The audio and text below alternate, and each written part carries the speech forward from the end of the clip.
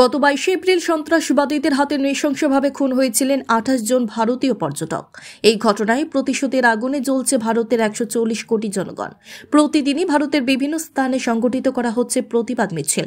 মঙ্গলবার বিশালগড়ে এক প্রতিবাদ মিছিল সংগঠিত করল বিশ্ব হিন্দু পরিষদ।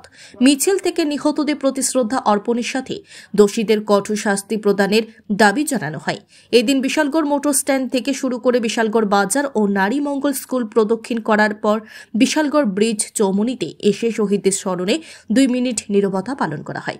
এদিন মিছিল থেকে স্লোগান দেওয়া হয়েছিল, পাকিস্তান ও বাংলাদেশ যাদের মামার বাড়ি, ভারত ছাড়ো তাড়াতাড়ি। প্রতিবাদ মিছিলে বিশালগড় বিধানসভার বিধায়ক সুশান্ত দেব, সিপাহীজলা জেলা পরিষদের সভাধিপতি সুপ্রিয়া দাস দত্ত, জেলা বিজেপি সভাপতি বিপ্লব চক্রবর্তী, বিশ্ব হিন্দু পরিষদ বিশালগড় খণ্ডের সমস্ত কর্মীরা উপস্থিত ছিলেন। তাতে আমাদের ভারতীয় হিন্দু 26 জন নাগরিকের প্রাণ হারিয়েছেন।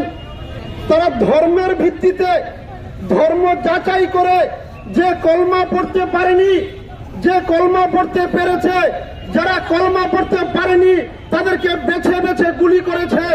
আর তারপরে ভারতবর্ষের কিছু তথাকথিত সেকুলার পন্থী লোক বলে সন্ত্রাসের নাকি ধর্ম হয় না। অথচ কাশ্মীরে দেখা গেল হিন্দু কারা মুসলমান কারা আলাদা লাইনে দাঁড় করিয়ে তাদেরকে গুলি করে হত্যা করা হলো। এটা আজকে না, 1947 সাল থেকে ভারতবর্ষে শুরু হয়েছে।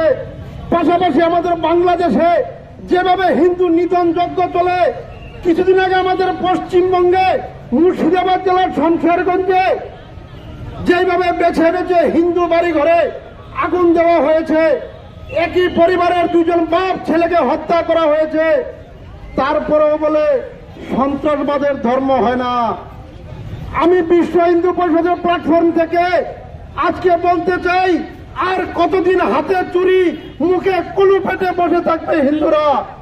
এইবার হিন্দুদের জবাব দেওয়ার সময় এসে গেছে।